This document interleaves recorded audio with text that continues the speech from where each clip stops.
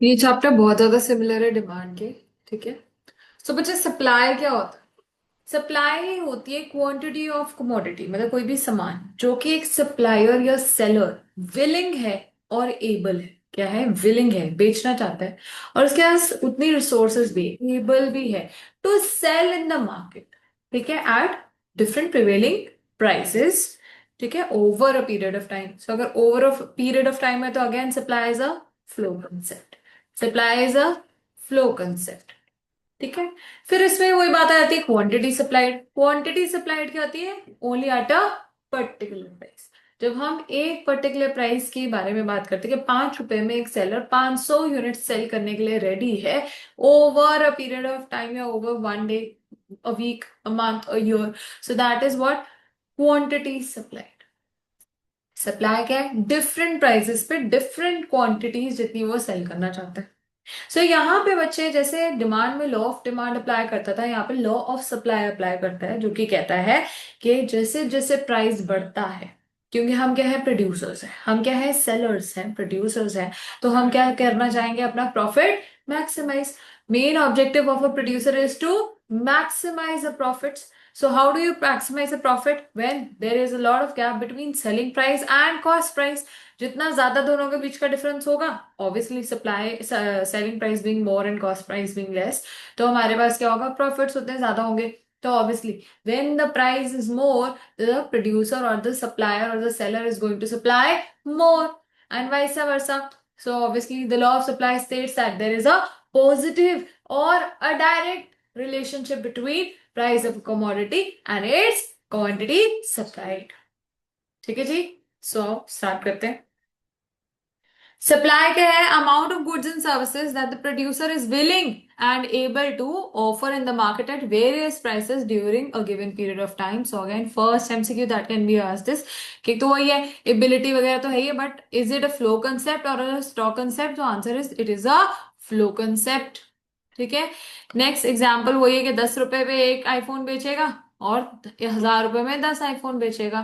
So supply is a flow concept. What are the factors affecting supply or determinants of supply? Now, here you have to be very careful, क्योंकि बच्चे ना they get confused.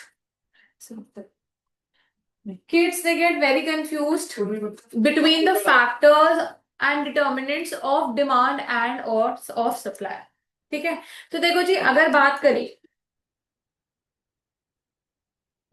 जैसे एक question बहुत बारी आप एमटीपीज या पास papers में पीवाईक्यूज में देखोगे, कैसा बोला होगा? Perishable goods.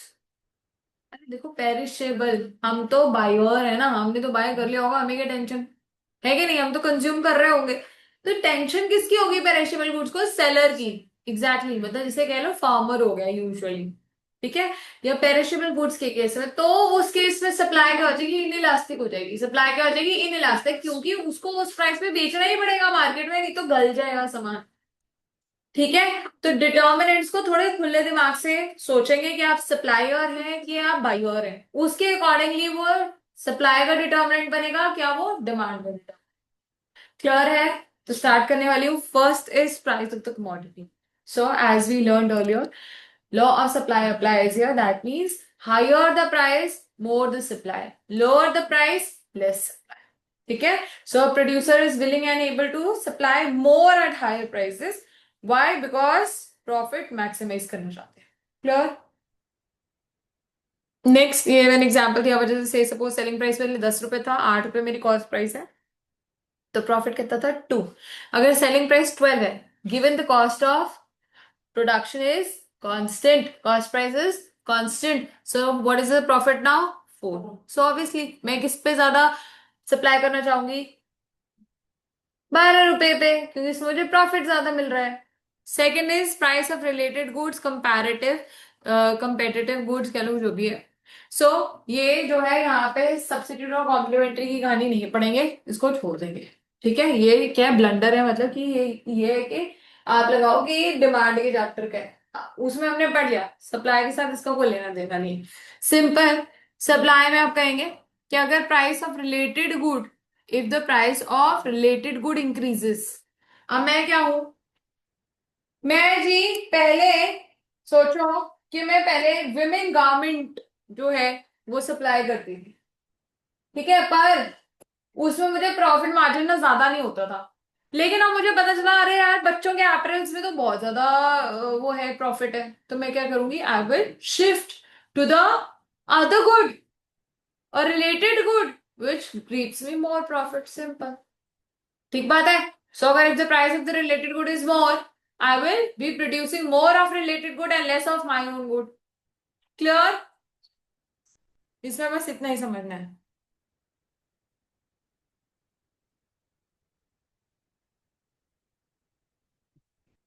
So how price of butter will affect supply of milk? So if the price of butter goes up, supply of milk falls. Why? Because लोग मार्केट से ही अब मतलब जो सप्लायर है ना, they would want to supply more of butter only directly. ठीक है जी।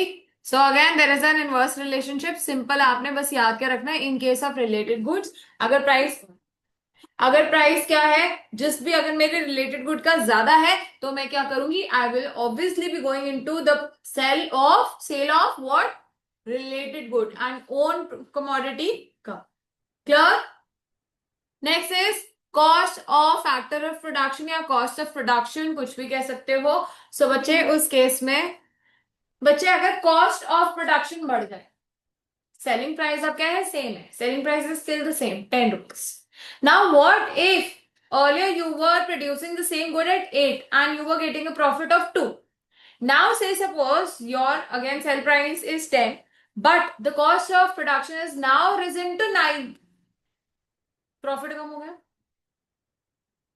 तो क्या करोगे, उस पर्टिकुलर प्रोडक्ट जिसमें प्रॉफिट कम है, आप रिसोर्सेस कम चैनलाइज करोगे, तो उसकी सेल क्या कर दोगे, कम कर दोगे, उसकी सप्लाई क्या कर दोगे, कम कर दोगे, उन गुड्स के लिए जाओगे जिनमें मेरे को प्रॉफिट ज्यादा है, सिंपल सी बात है।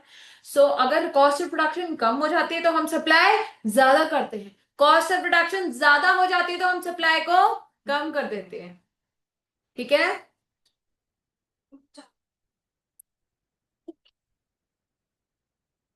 ठीक हो नित्य?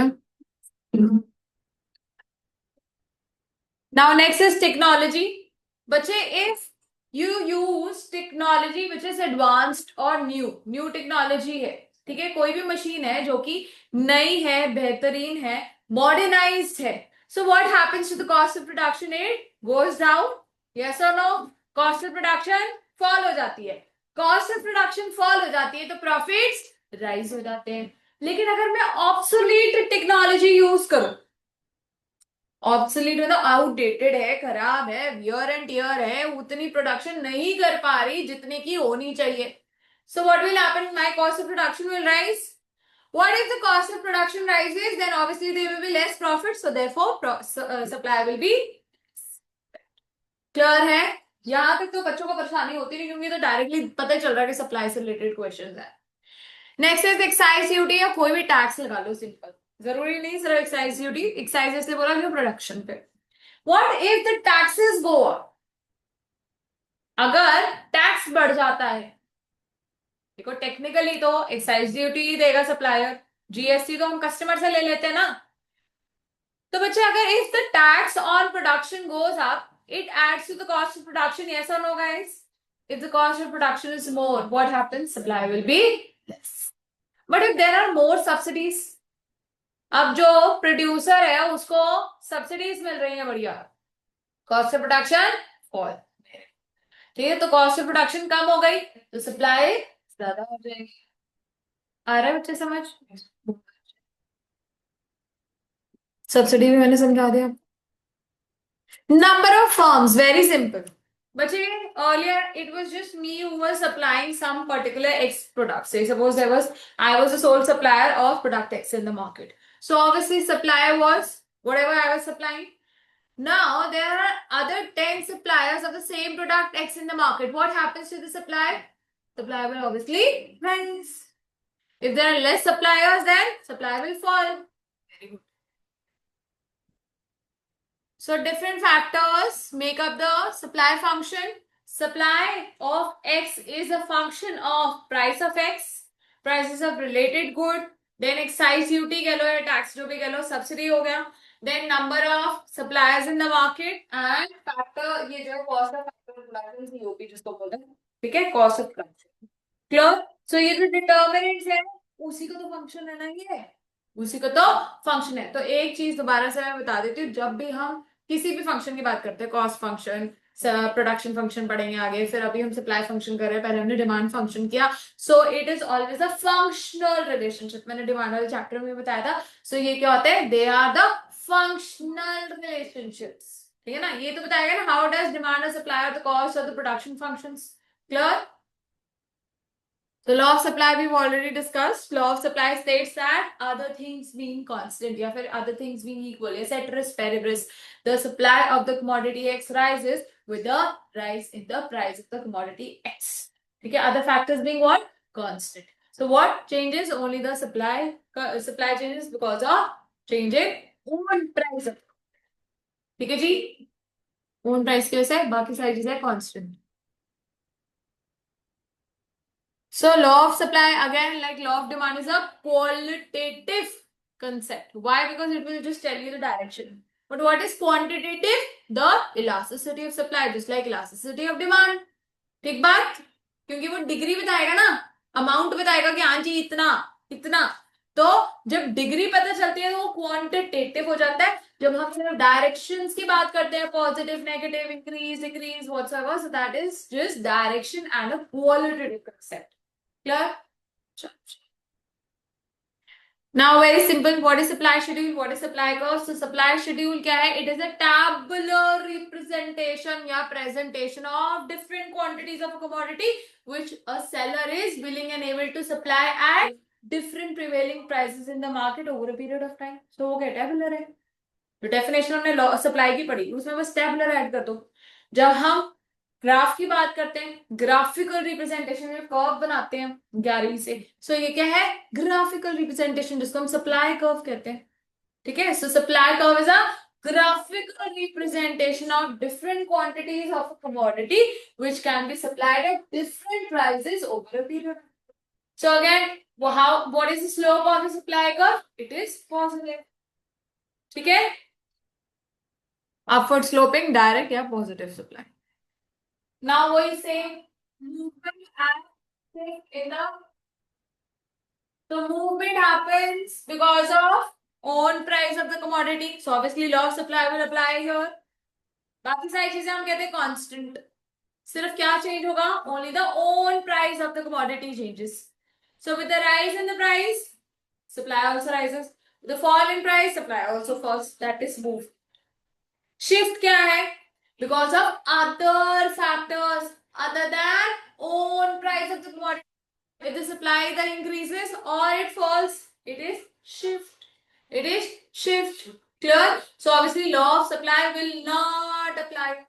ठीक बात है, यहाँ तक दो बातें समझ आई। अब इसके दो बच्चे, एक है एक्सपेंशन ऑफ सप्लाई और दूसरा है contraction of supply. So when with the increase in price, या rise बोलो, rise in price, the supply also rises. The rise in price या इंक्रीज इन प्राइस भी कोई दिक्कत नहीं, बट सप्लाई के साथ वर्ड जो यूज होना चाहिए वो राइजेस होना चाहिए, इंक्रीज नहीं, क्योंकि वो इंक्रीज इन सप्लाई बन जाएगा ना फिर। तो यहाँ पे थोड़ा सा वर्ड्स को ध्यान से यूज करेंगे। So because of increase in या फिर rise in price, the supply also rises, that is expansion. And I will tell you, I will even show you, यहाँ पे अपवर्ड मूवमेंट होती है। डिमांड में कहते थे एक्सपेंशन को डाउनवर्ड मूवमेंट, यहाँ पे भी दिखाऊंगी, इट इज अपवर्ड। ठीक है, कॉन्ट्रैक्शन उल्टा, when with the fall या फिर decrease in the price, the supply also fall. Important है फॉल्स, ठीक है ना, डिक्रीज नहीं। ठीक है, अगर क्वेश्चन में डिक्रीज है, इंक्रीज इन सप्लाई है, समझ रहे हैं मेरी बात, तो डिक्रीज इंक्रीज इज दिस। अगर डिक्रीज है, इंक्रीज इन क्वांटिटी सप्लाइड बोल दिया ना, देखो पेपर में क्वांटिटी लिख दिया तो क्वांटिटी बोल, ये भी पंगा हो सकता है, फंसा सकते हैं यहाँ पे भी। So you have to be very particular जब कहते हैं चेंज इन क्वांटिटी सप्लाइड, चाहे वो इंक्रीज डिक्रीज हो, तो वो क्वांटिटी सप्लाइड अगर बोलते हैं तो ये होगी जहां पे लॉ सप्लाई अप्लाई करें। अदरवाइज यूजुअली जब इंक्रीज डिक्रीज वर्ड आप देखते हैं ना, अगर उसमें क्वांटिटी सप्लाइड नहीं है, सिंपल सप्लाई है, increase in supply, decrease in supply, so that is change in supply या फिर शिफ्ट जो बोलते हैं। वर्ड समझ आ रही है, यूजेज कैसे होगी पेपर में। सो बच्चा यहाँ पे कॉन्ट्रैक्शन जब प्राइस के फॉल होने की वजह से supply also falls, that is what your contraction and is also known as downward movement along the same supply curve. Clear? ये जो है change in supply can happen because of price of related goods, cost of production, taxes, subsidies या other factors. ठीक है, so increase in supply is when with the increase in price, sorry I am sorry, when because of other factors other than own price the supply increases या shifts to the right। देख रहे, right word shift, increase हो रही है price same, supply कर रही है SSC, अब एस वन हो गई है, तो राइटवर्ड शिफ्ट या इंक्रीज इन सप्लाई हो रही है। देख रहे हैं? तो दिस इज राइटवर्ड शिफ्ट या फिर इंक्रीज इन सप्लाई। क्लियर? और डिक्रीज इन सप्लाई उल्टा हो जाएगा लेफ्टवर्ड साइड। ठीक है, तो वो किसी भी कारण हो सकते हैं, यही सारे जो हमें फैक्टर्स पड़े हैं उनकी वजह से। तो इट इज लेफ्टवर्ड शिफ्ट। अब यहाँ पे मैंने आपको अपवर्ड डाउनवर्ड दिखाना था। देखो एक्सपेंशन में पहले जब प्राइस 5 था, यूनिट सोल्ड 20 थी, दिख रही है सबको? जब प्राइस बेटा 9 हो गया तो यूनिट सोल्ड 45 हो गई। तो देख रहे हैं एक्सपेंशन इंक्रीज हो रहा है। अब ए से हम कहाँ पे शिफ्ट हो गए? बी पे। सो अपवर्ड दिख रहे हैं, ए से बी अपवर्ड। और कॉन्ट्रैक्शन में देखेंगे ए से बी नीचे जा रहे हैं तो डाउनवर्ड। क्लियर है यहां तक? चलो आगे। Price elasticity of supply. So बच्चा यहाँ पे प्राइस इलास्टिसिटी, सिर्फ यहाँ पे प्राइस इलास्टिसिटी ही होती है, इनकम वगैरह नहीं है, देखेंगे आप। ठीक है, जस्ट लाइक डिमांड में हमारा सारा कुछ था, ओनली यहाँ पे प्राइस इलास्टिसिटी है। ठीक है, so price elasticity says responsiveness of change in supply, मतलब how does your supply react और responds to change in price. Responsiveness of change in supply or quantity supplied due to change in own price of the commodity. So it gives you the degree of change, how much. So it is a quantitative concept. Clear है? तो formula same रहेगा, percentage change in quantity supply divided by percentage change in own price, या फिर वही delta Q by delta P into P by Q. Same exactly, बस वहां पे demand था, यहाँ सप्लाई। ठीक है, और एक चीज डिफरेंट है, वहां पे हम नेगेटिव साइन में आंसर देते थे, यहाँ पे हमेशा आंसर किसमें होगा? पॉजिटिव साइन में। चेंज इन क्वांटिटी वही है, Q1 minus Q0 divided by Q0 no 100 P1, मतलब वो सेम ही है। सो बच्चे, if the supply does not change at all irrespective of increase और डिक्रीज इन प्राइस, प्राइस जो मर्जी होता रहे, सप्लाई में 1% का भी बदलाव नहीं हो रहा, तो उसको हम क्या कहेंगे? Perfectly in elastic supply curve, so degree is 0। Clear? Okay बच्चा। नेक्स्ट, मतलब इसके अंदर क्वांटिटी में 0 होगा ना, न्यूमरेटर 0 है। ठीक है, डिनोमिनेटर जो मर्जी होता रहे, प्राइस जितना मर्जी बढ़ता घटता रहे। Elasticity is less than 1। ठीक है, सो उसके इसमें इसको less than unit elastic, less elastic या इन इलास्टिक भी मैंने आपको बताया था, बोल सकते हैं। सो यहाँ पे क्या है? Percentage change in quantity is less then the percentage change in price. Price में बदलाव ज्यादा है बट सप्लाई में ज्यादा चेंज नहीं हो सकता, जरूर 19-20 जो है बैंड ट्रैक हो सकता है। Clear? Next is elasticity is equal to 1 unit elastic, unitary elastic, hyperbola, कुछ भी बोलो। तो इसमें percentage change in quantity is exactly equal to percentage change in price. जितना प्राइस चेंज होगा उतनी ही क्वांटिटी में चेंज आएगा। इलास्टिसिटी इज, अच्छा, अगर इलास्टिसिटी इक्वल टू 1 होती है, यूनिट इलास्टिक है, तो हमारा जो supply curve it always starts from the point of origin that makes it a 45 degree upward sloping supply curve. ठीक है जी। अगर लेस इलास्टिक होगा तो स्टीपर ना, स्टीपर। सो यहाँ पे देखो लिखा आगे शायद है कि नहीं है, आप यहीं पे अपने बॉक्स में लिख सकते हैं। जहां पे लेस इलास्टिक है बच्चा, जहां पे ये लेस इलास्टिक है, यहाँ पे स्टीपर लिख लो, steeper. Supply curve is steeper, supply curve is steeper.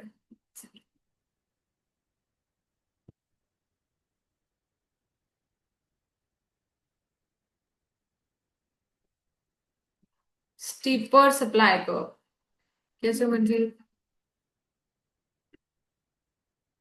ठीक है बच्चा। अगर मोर इलास्टिक होती है तो उसको हम क्या कहते हैं, फ्लैटर। क्या कहते हैं, फ्लैटर। मतलब क्वांटिटी में ज्यादा चेंज है then price. Clear? So, percentage change in quantity is greater than percentage change in price. When is your supply curve perfectly elastic? When the degree is infinite. That means there is no change in the price, but quantity can vary up to any extent. Like in case of necessities. सरकार make श्योर्स कि इससे ज्यादा price ना हो, है ना, होती है ना प्राइस सीलिंग, कि चावल है या नमक है या दवाई है वो इससे ज्यादा प्राइस में ना बिके, तो वो है perfectly elastic case. Clear? So obviously यहाँ पे परसेंटेज चेंज इन प्राइस ही होगा, क्वांटिटी में कोई चेंज नहीं होगा। सॉरी, क्वांटिटी में चेंज होगा, प्राइस में नहीं होगा, right, sorry. So let's practice this question here. This is a question जो मैंने पर्पल में लिखा हुआ है। पहले का प्राइस 7.5 है, अभी का प्राइस 8.25 है, क्वांटिटी पहले की 475 है और अभी की 617.5 है। Calculate the price elasticity of supply.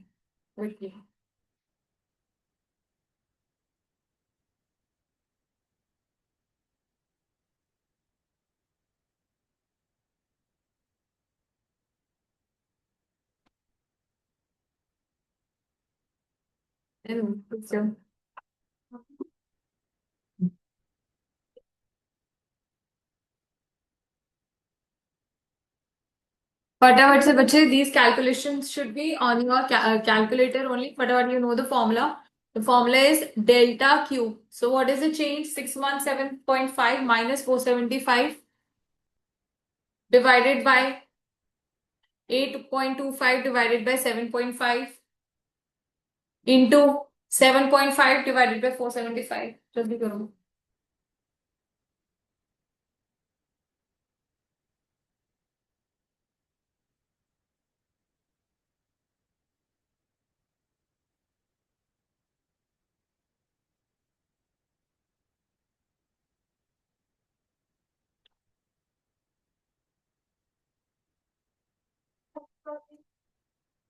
अच्छा बेटा, परसेंटेज चेंज निकाला है तो 3 आनी चाहिए इलास्टिसिटी, इसका मतलब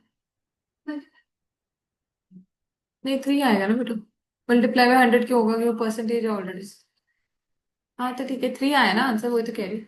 सो इट इज मोर इलास्टिक या फिर flatter. So how do you make this curve, ऐसे हो गए, देख रहे हैं, खुला।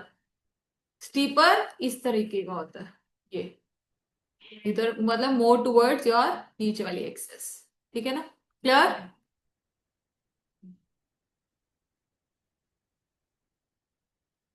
So कह रहे हैं, is it possible that the elasticity on the same supply curve is not constant and it varies? Yes, this is in case of non-linear supply curve. So this is again an MCQ that can be asked. कह रहे हैं कि क्या ऐसा possible है कि एक supply curve में एक ही degree, non linear supply curve में, ठीक है। तो देखो यहाँ पे हमारा सप्लाई कर्व फ्लैटर है, देख रहे, फ्लैटर है, और यहाँ पे जाके ऊपर को है, दिख रहा है, it is steeper. So degrees can variate. Clear? So methods of calculating elasticity of supply exactly same, वही प्रोपोर्शनल मेथड। ठीक है, अगर कुछ नहीं बोला तो delta Q by delta P into P by Q वाला नॉर्मल लगेगा, या परसेंटेज जो भी है की बात है तुम्हारी। सेकेंड, अगर बोल दिया गया तो आर्क इलास्टिक। ठीक है, और आर्क इलास्टिक का वही सेम फॉर्मूला रहेगा, delta Q by delta P into P1 plus P2 divided by Q1 plus Q2। ठीक है, just like we did for demand in the last class. Clear? So last topic, what are the factors affecting elasticity of supply?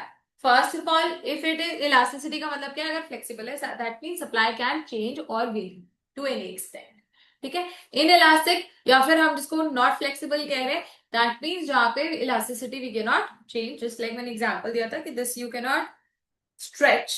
ठीक है, so it is non elastic, inelastic या non flexible। लेकिन अगर rubber band low, it can stretch। ठीक है, तो ये saline में तो बहुत ज्यादा स्ट्रेच हो सकता है, तो दैट इज फ्लेक्सिबल। क्लियर?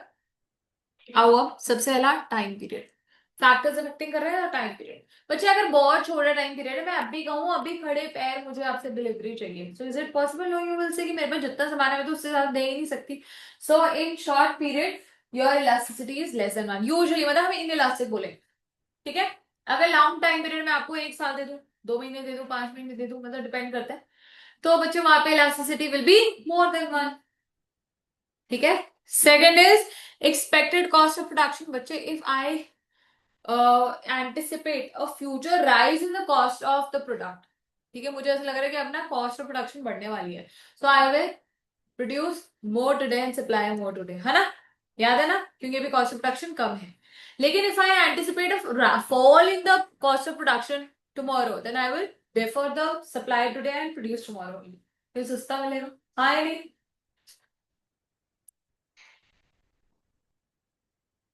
सो कह रहे एक बात और है, ऑब्वियसली अगर फर्म फुल कैपेसिटी पे वर्क नहीं कर रही है, से सपोज मेरी जो कैपेसिटी है, मेरे मेरे प्लांट में 8 घंटे में 1 लाख यूनिट्स बनती हैं, बन सकती है मेरी मशीन पे, पर अभी क्या है, मैं सिर्फ और सिर्फ 60,000 प्रोड्यूस कर रही हूँ। तो अभी भी मेरे पास है ना कि एक ही बारी में डालूंगी अगर थोड़ा सा रॉ मटेरियल, तो लाख यूनिट्स बन जाएंगी 8 घंटे में, हाँ या नहीं? बोलो।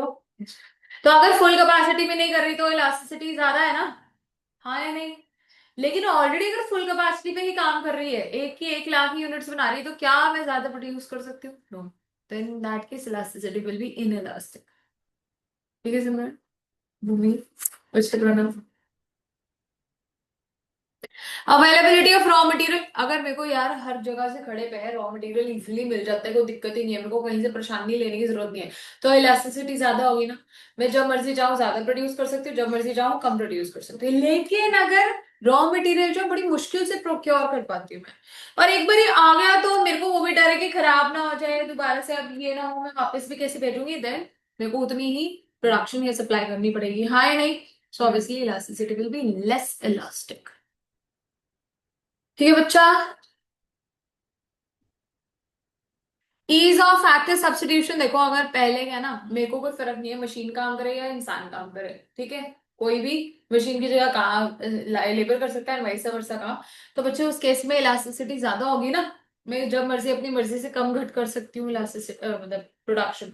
लेकिन अगर मशीन का काम सिर्फ मशीन ही कर सकती है, एक्स्ट्रा लेबर वाले नहीं कर सकते, या लेबर का काम हाथ की बुनाई कढ़ाई सिर्फ लेबर ही करेगा, मशीनी काम नहीं करेगा, वो सूट का काम मेरा, तो बच्चे अगर ऐसी अदला बदली पॉसिबल नहीं है, तो इलास्टिसिटी क्या होगी? इन इलास्टिक या लेस इलास्टिक, ठीक है जी।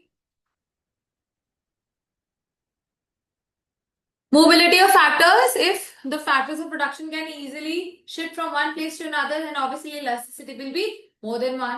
But if they cannot be shifted from one place to another easily, then elasticity is going to be inelastic. Future expectation that we've already discussed, वो cost of production में थी generally. If I anticipate a future rise in the selling price, now your future expectation मतलब selling price में agree. मैं सोच रही हूँ कि मेरा जो सेल प्राइस है वो कल को ज्यादा होगा, तो मैं आज कम सप्लाई करूंगी ना, मैं हाई दामों पे सप्लाई करूंगी। अगर मुझे लग रहा है कल को कम होने वाला है, जीएसटी की वजह से सेल प्राइस कम मिलेगा, तो मैं क्या करूंगी, आज सेल कर दूंगी सारा, ठीक है जी, हाँ या नहीं बेटा? आओ क्वेश्चंस ट्राई करो, प्रैक्टिकल, ये ट्राई करो अपने आप, देखो आ रहे हैं, क्योंकि एक आंख इलास्टिक वाला भी है ये, ठीक है जी, करो।